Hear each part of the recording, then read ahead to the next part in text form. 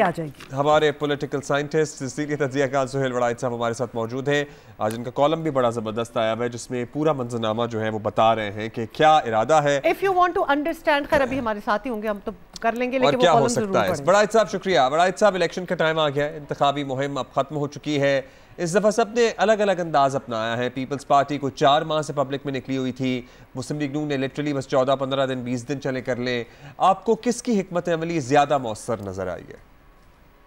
देखें, ये तो बिलावल भुट्टो की कैंपेन को तो सब मान रहे हैं। उसने सबसे पहले शुरू की, सबसे पहले मंशूर दिया, सबसे पहले पार्टी उम्मीदवार दिए और नून ज़ाहिर है थोड़ी लेट हुई, लेकिन नून ने ज़्यादा मेहनत अपने इंतखाबी उम्मीदवारों पे की, बेहतरीन इंतखाबी पेयर जो थे वो चुने। तो दोनों की हिकमत अमली अलग अलग थी। PTI चूँकि इस वक्त प्रॉब्लम्स में है और वो शायद इतनी मौसर हिकमत अमली नहीं बना सके, उनका इन्हिसार जो है वो सिर्फ अपने वोट बैंक पे है।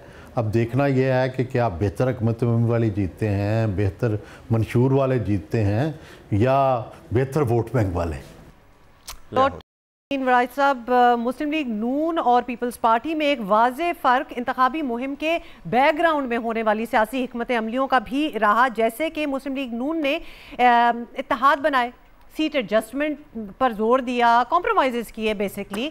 पीपल्स पार्टी ने ऐसा कुछ नहीं किया। तो क्या मुस्लिम लीग नून को आपको लग रहा है कि इन वजूहात से एडवांटेज मिल सकता है? ज़ाहिर है जी, मुस्लिम लीग नून को अपनी अमली का ही एडवांटेज मिला है। उनकी डील है, उन्होंने चीज़ें तय की हैं, मुस्तकबिल का खाका बनाया है, एस्टेब्लिशमेंट के साथ उनकी सुलह हुई है और इसीलिए लगता है कि अगली हुकूमत भी उनकी होगी। और जो पहले ये अंदाज़ा लगाया जा रहा था कि एक मखलूत हुकूमत होगी जिसमें पीपल्स पार्टी होगी और जिसमें नून लीग होगी, अब ऐसा लगता है कि पीपल्स पार्टी जो है वो नहीं होगी मखलूत हुकूमत में वफाक की, और वो सिर्फ सिंध तक महदूद रहेंगे। तो इस हवाले से तो नून लीग की जो हिकमत अमली है वो बेहतर रही। एक तरफ उन्होंने अपनी मुखालफ जो PTI है उसको ज़ेरे अताब किए रखा और दूसरी तरफ पीपल्स पार्टी को भी उन्होंने स्ट्रेटजी में अपनी शिकस्त दे दी। जी बिल्कुल, हिकमत अमली तो उनकी है। लेट्स सी कितनी कारगर साबित होती है। वड़ाइच साहब, पूरे मुल्क की सूरत हाल काफ़ी दिलचस्प है ऑल्दो, लेकिन खैबर पख्तूनख्वा से मुताल्लिक भी बहुत इबाम है।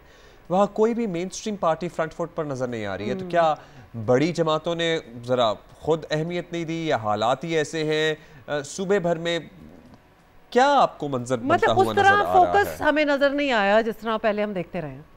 ठीक है, सूबे के हालात भी कुछ इस तरह के हैं। दूसरा, वहाँ लोगों का ख्याल है कि जो PTI है वो बड़ी मकबूल है, और लेकिन PTI के साथ हाथ ये होने जा रहा है कि जो उनके आज़ाद हमायत याफ्ता उम्मीदवार हैं वो भी शायद उनके साथ ना खड़े रहें। फिर परवेज़ खटक साहब अलग हो चुके हैं, उनका एक हल्का असर है।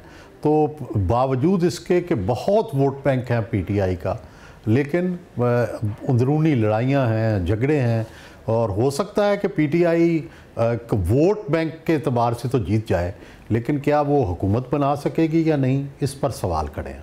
बिल्कुल सही वड़ाइच साहब, थैंक यू सो मच।